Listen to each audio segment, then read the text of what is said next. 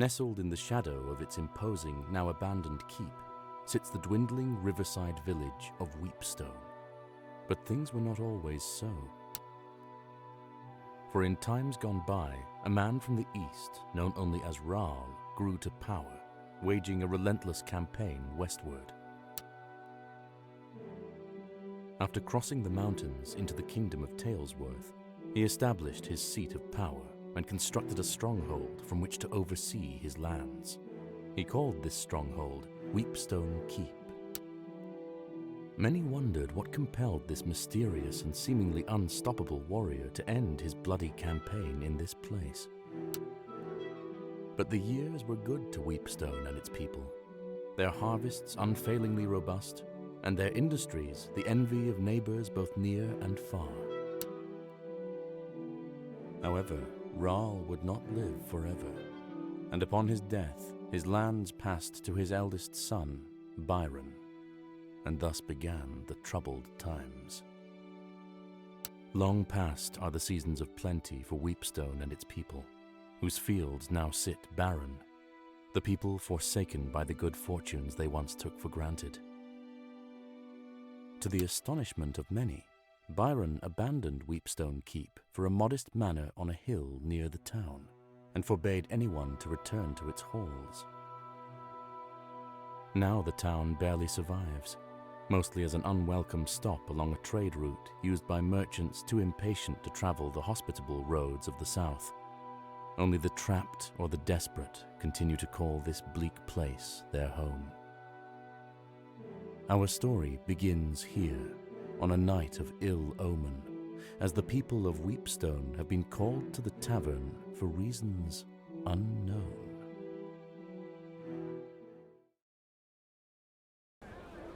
Good people of Weepstone, I've summoned you here to discuss a matter of grave importance. My brother and your lord, Byron, has fallen ill.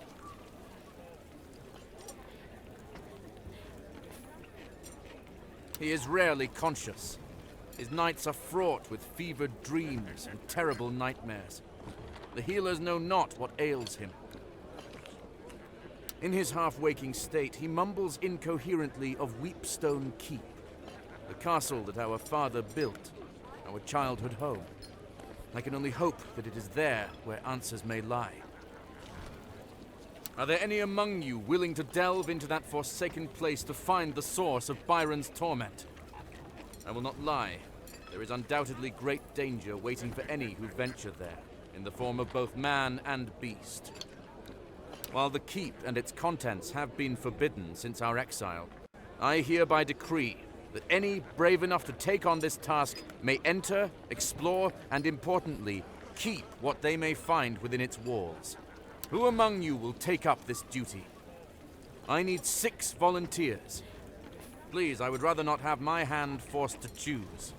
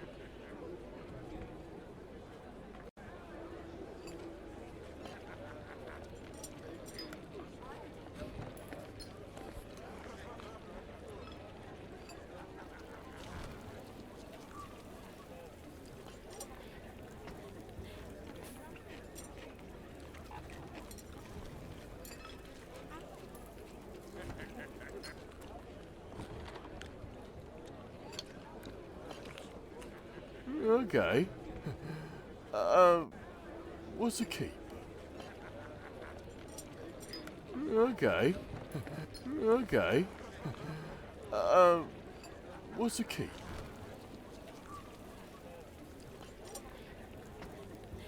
It is beyond me to make this choice. I'll go. I'm not as young as I once was. but maybe my years at the keep will be of some help.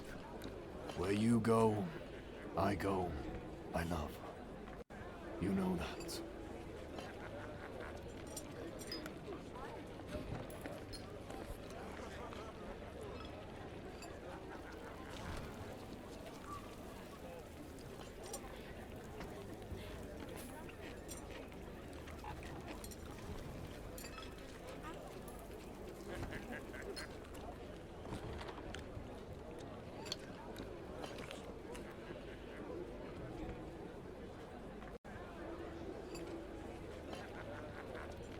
Okay.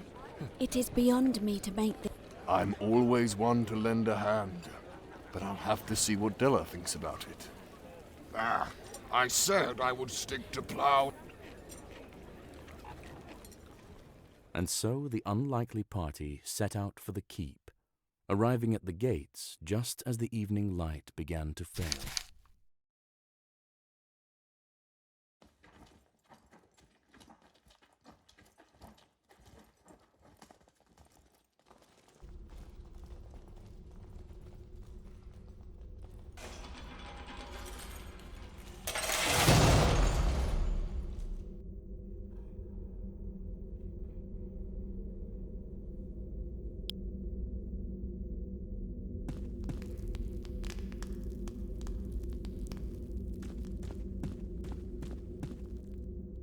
One can only assume the formidable visage on this statue is Rahl himself.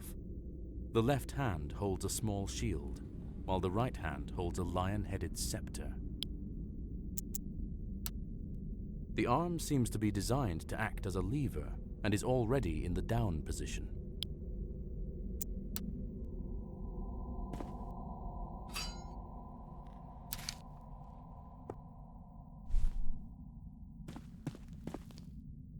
One can only assume the formidable... The scepter snaps into...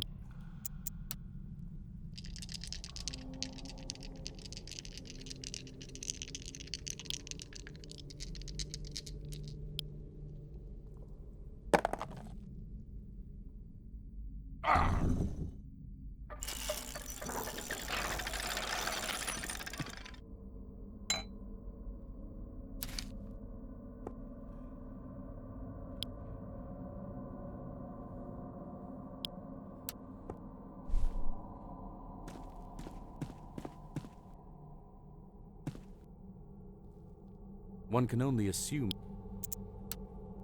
The arm seems to be...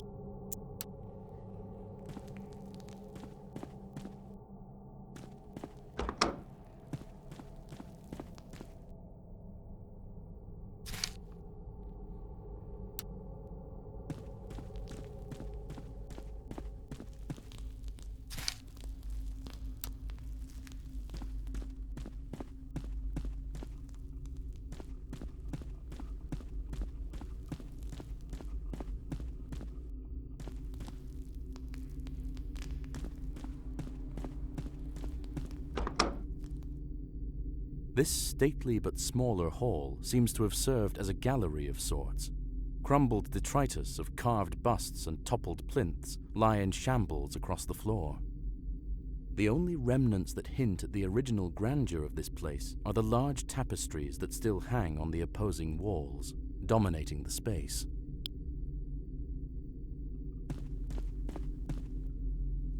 Before you spans a great mural dominating the entire stretch of wall. A man, most likely Rahl himself, sits astride his great warhorse. He brandishes an outstretched sword at the body of a fallen foe, flanked by his imposing host.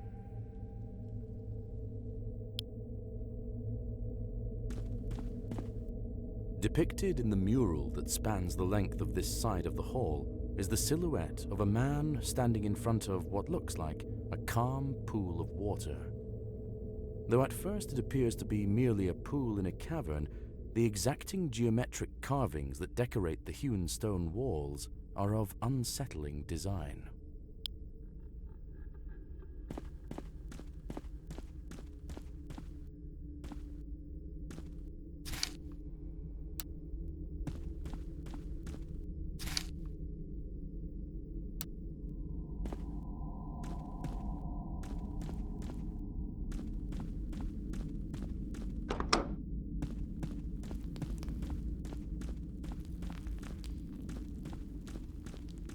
The party lifts with their combined.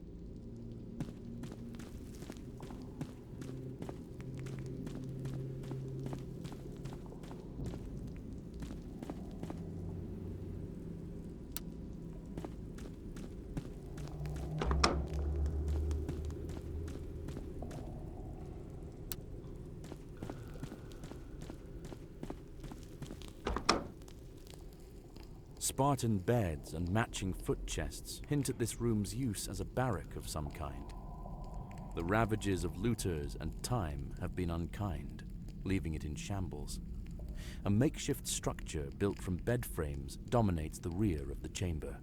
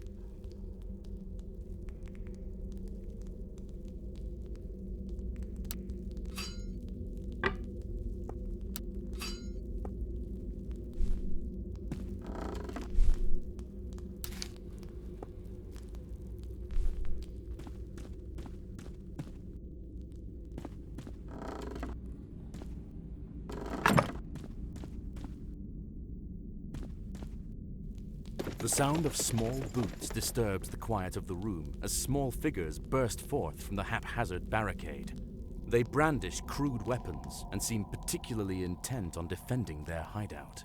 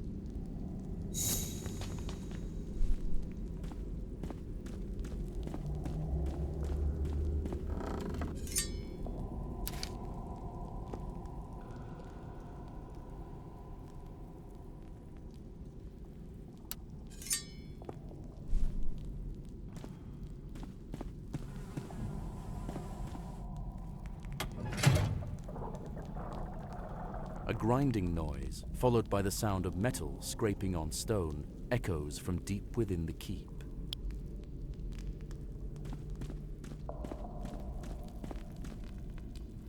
This door is wedged shut by the damp and refuses to open despite your best efforts.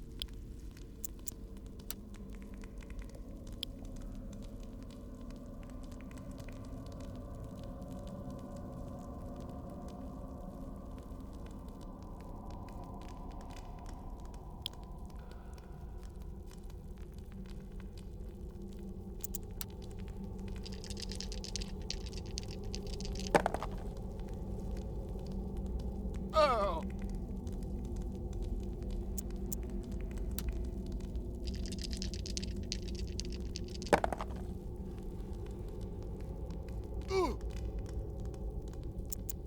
Your weapons and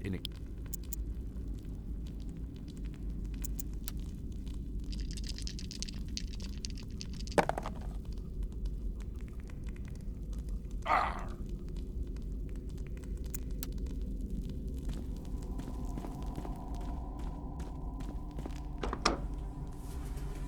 A foul odor pervades this place, a smell so heinous it is beyond description.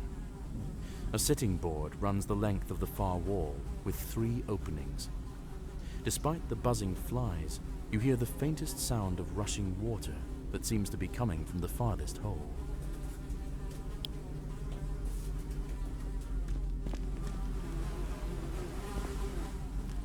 Your guts roil, your eyes water. Whatever faith you have.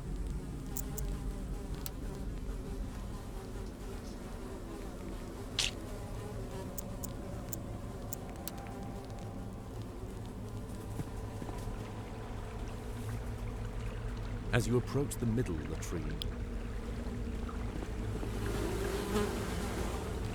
peering into the opening shows a drop that leads out of sight and it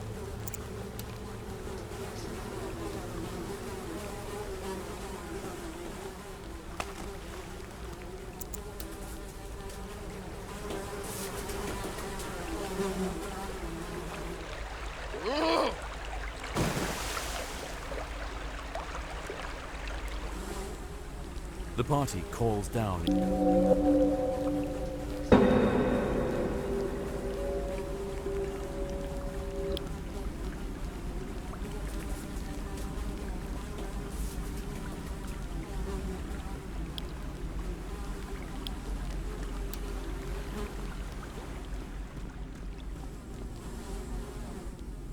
Your guts roll.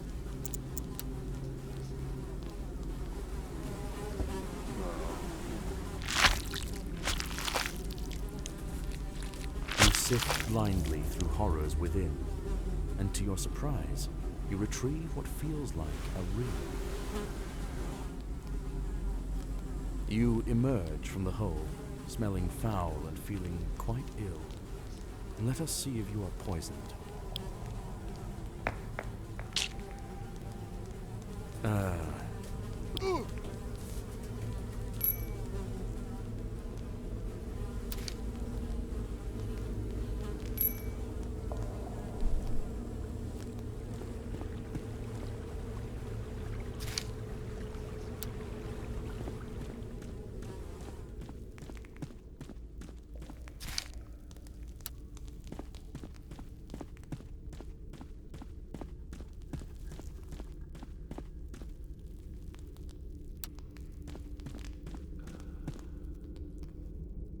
This door is not locked. No discernible. You attack the door.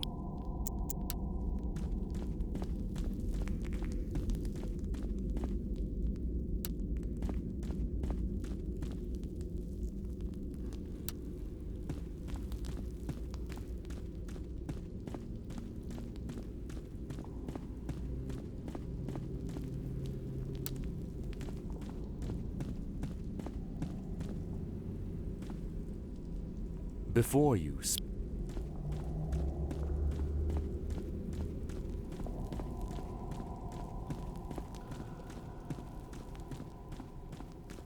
the party lift.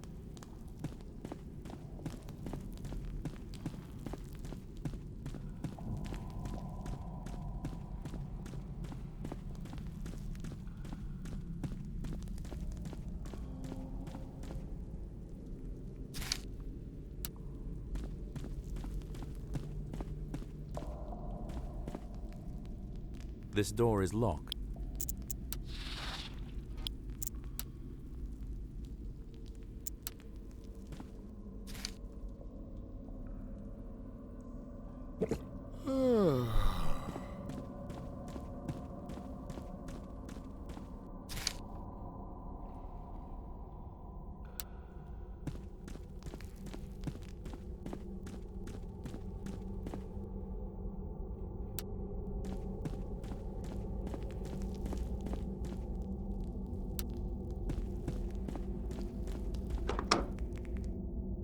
The smith's quarters are Spartan and humble, but must have...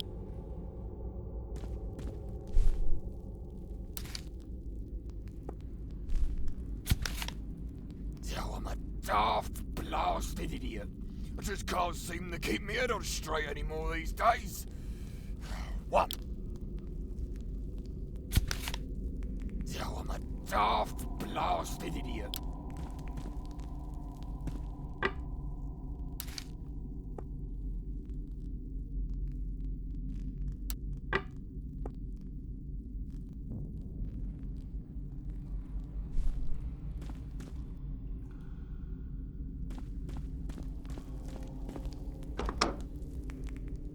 The large forge at the center of this room seems long dormant, but the smell of coke and coal still permeates every inch. Crates, barrels, and scattered ashes are scant reminders that this was once the beating heart of the keep.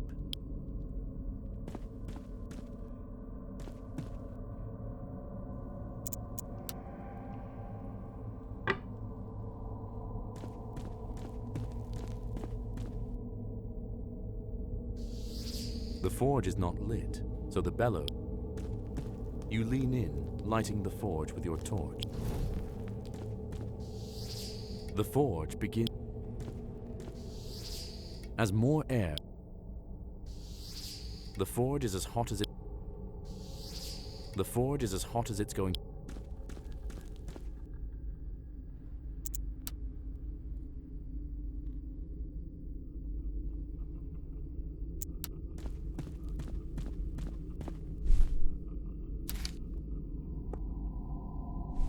You've already got one of them.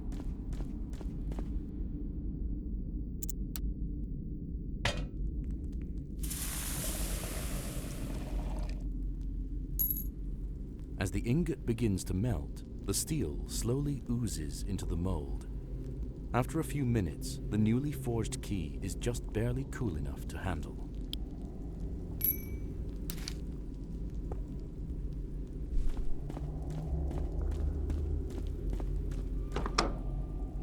A filthy, disheveled man holding a knife cowers in the corner while eyeing you cautiously. Makeshift bedding and various personal effects lie in disarray. The smell is pungent. What are you lot doing in here? Curse that place and everyone in it. Like them bastards were more than happy to see the back of Old Creek.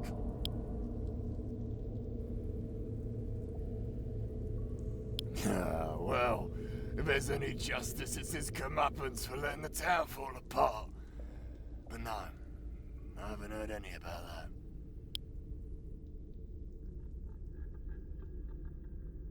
that. Sure, if you'll, have Old Creek.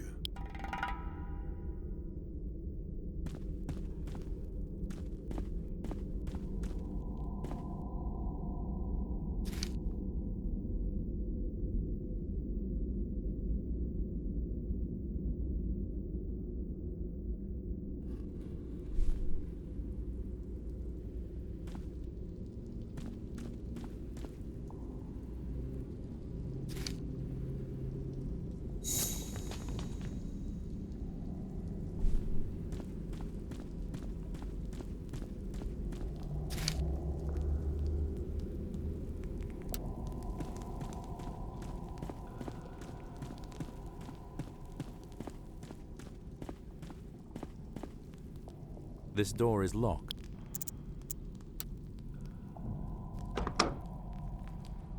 Your entrance startles the large, scuttling creature that seems to have been nibbling on what remains of an axe blade.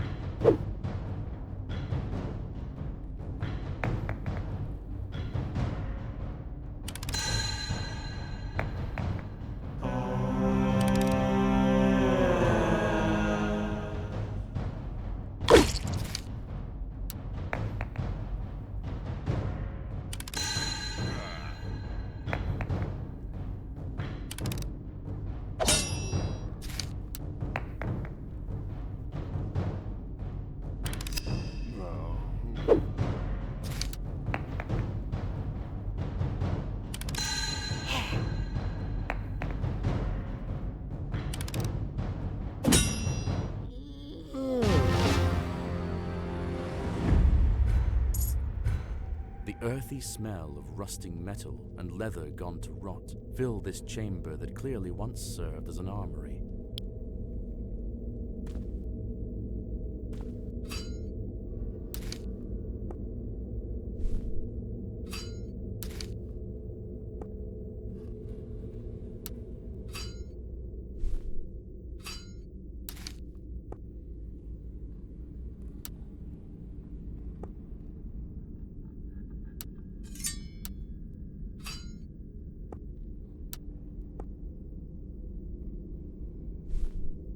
These weapons have been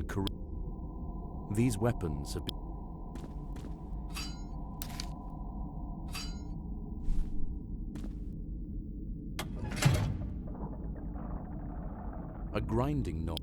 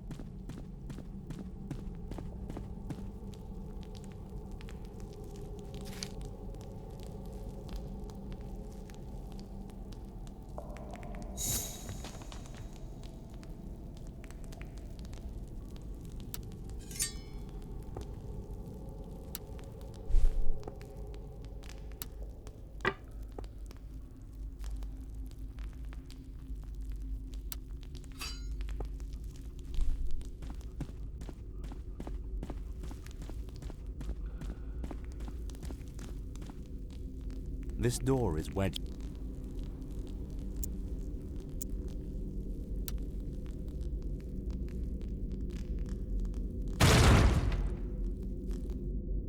Though humble, these quarters were clearly reserved for a captain or leader of the...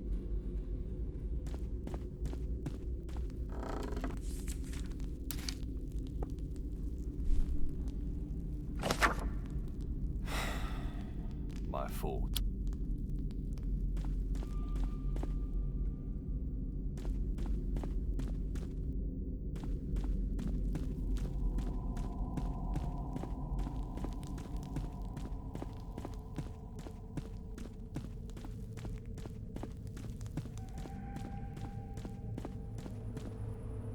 A large, barren courtyard opens before you, complete with mature trees and cobblestone walkways. As you cross the threshold, a sprinkling of pebbles and dust rain down from above.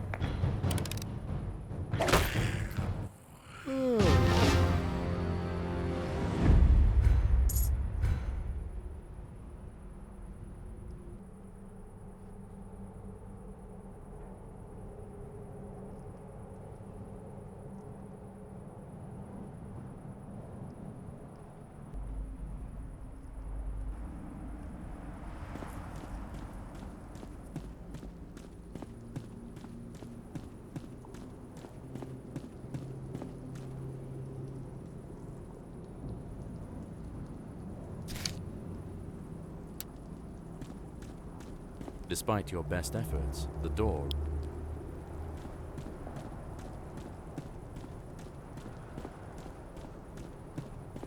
Despite your best effort...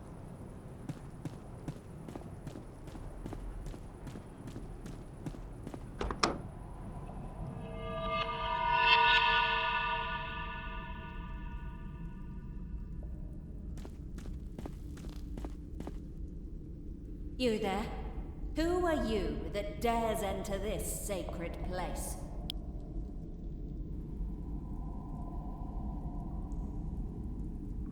I find your hue. I would see you. It would be rude to not introduce myself to guests. I am Loronya, the ever-faithful. You say you've come on behalf of Byron. How does he fare? Still a craven, I presume? How tragic. Maybe he'll pull through. I know of ways to end his suffering. Let me show you.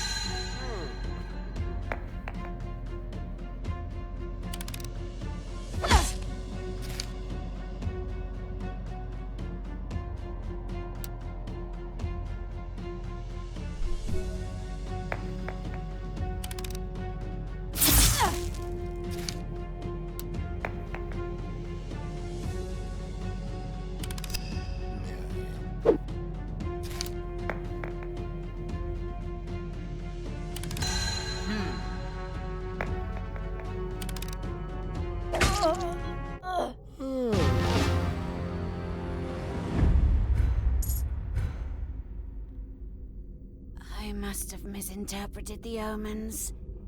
Today, he calls for me. It matters not.